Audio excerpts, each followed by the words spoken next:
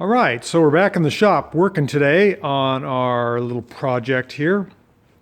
Just returned from vacation and we're back to work working on this 1965 Toyota Stout. Looks a little different probably since the last video. Front bumper has been removed. I guess that's going to get refinished by the customer. It has a new carburetor, which I just put on. Works good. New points.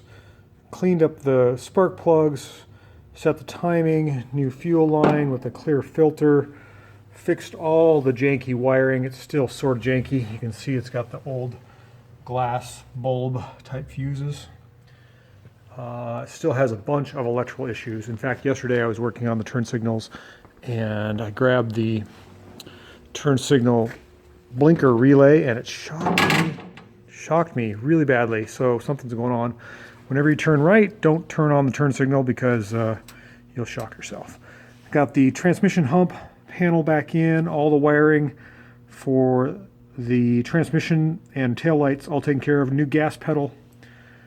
Let me show you the wiring that's in here. This is the wiring that was under the dash.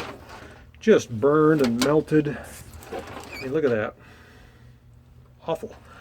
A lot of the wiring that went to this aftermarket amp gauge here was all burnt and burned other wires. So that's all cleaned up.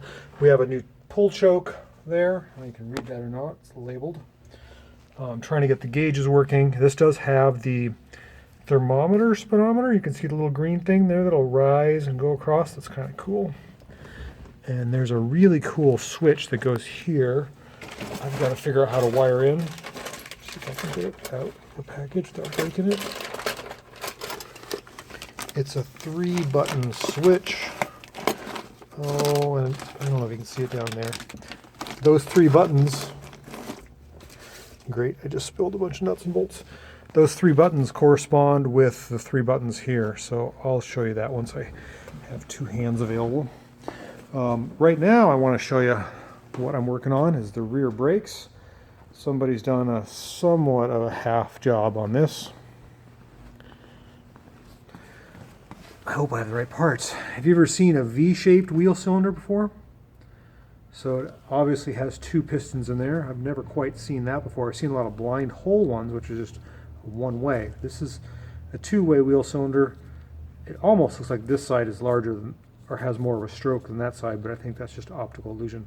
But anyhow, it's a V-shaped wheel cylinder. So we've got some rebuild parts and some new shoes. I got to clean up the drum. That's what we're working on today. As I suspected, this truck I think was originally red. You can see the red there.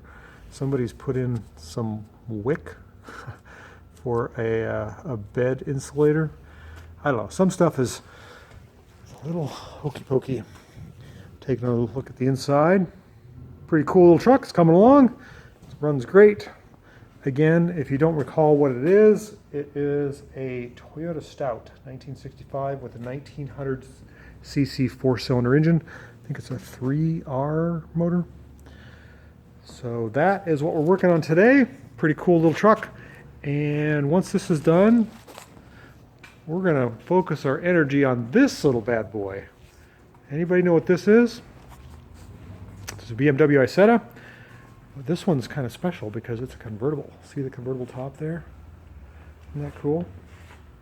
That's pretty rare. It's a sliding window convertible. It's the first one I've ever seen up front. I've seen some bubble window convertibles, but this is the first sliding window convertible I've seen. So, all right, quit looking at the BMW. Let's focus on the truck. Let's get that done, get that going, get it out of here, down the road. Thanks for watching.